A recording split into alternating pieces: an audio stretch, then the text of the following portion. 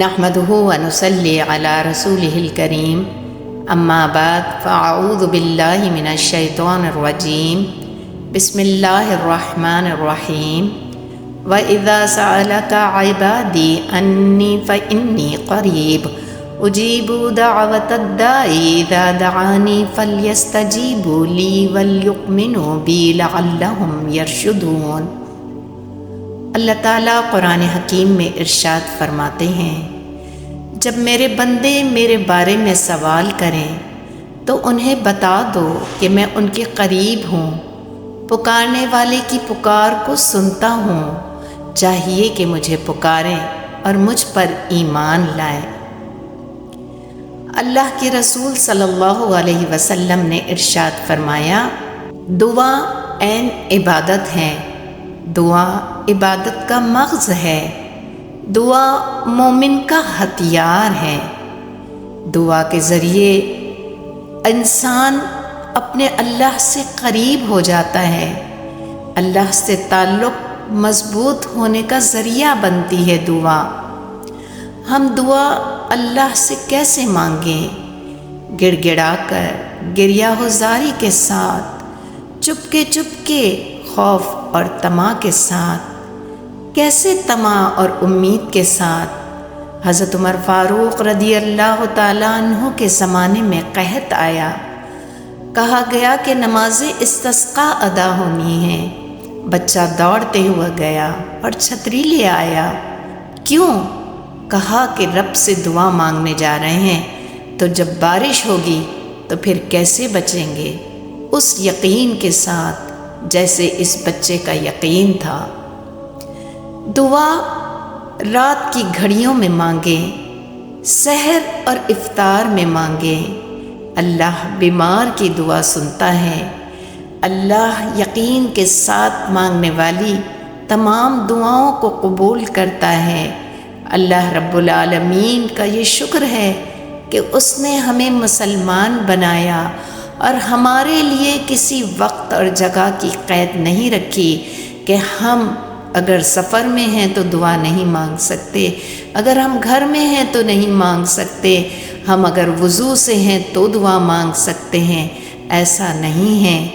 آپ گھر میں ہوں، آپ صحن میں ہوں، آپ راستے میں ہوں، آپ کچھ بھی کر رہے ہوں، آپ وضو سے ہوں یا آپ وضو سے نہ ہوں، اپنے رب کو پکارے۔ رب تو آپ کی پکار کا منتظر ہے کہ کون اپنے رب کو گریہ و زاری کے ساتھ اور پورے یقین کے ساتھ پکارتا ہے۔ اپنی دعائیں مانگنے کے بعد جلد بازی نہ کریں، کیونکہ اللہ کے رسول صلی اللہ علیہ وسلم ہمیں بتا چکے ہیں کہ اللہ 3 طریقوں سے دعاؤں کو قبول کرتا ہے۔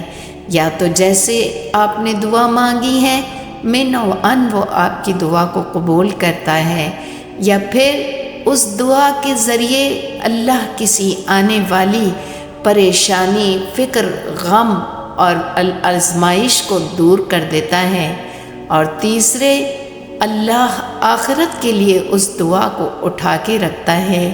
جب بندہ وہاں اتنے سارے خزانے نیکیوں کے دیکھے گا تو پوچھے گا یہ کیا ہے؟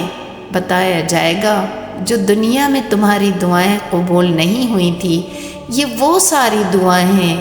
انسان اس وقت حسرت کرے گا، کاش میری دنیا میں کوئی دعا قبول نہ ہوئی ہوتی۔ ہم دعا مانگنے میں یہ بھول جاتے ہیں کہ وہ تو کائنات کا رب ہے، اس کے ہاتھ میں تو خزانوں کی کنجیاں ہیں۔ ہم ایسے دعا مانگتے ہیں جیسے نعوذ باللہ اپنے رب کو آرڈر دے رہے ہوں، اللہ میرا یہ کام کر دے، اللہ میرے رزق میں برکت دے دے، اللہ میرے علم میں اضافہ فرما دے، اللہ میری بیماری کو دور کر دے۔ نہیں، ایسے جیسے کوئی فقیر بہت عاجزی کے ساتھ کہ میں اس کے گھر سے خالی ہاتھ لوٹ ہی نہیں سکتا۔ یہ وہ عظیم ہستی ہے کہ جس کو خالی ہاتھ لوٹاتے ہوئے شرم آتی ہے، وہ بلند کیے ہوئے ہاتھوں کو محروم اور مایوسی کے ساتھ نہیں لوٹاتا۔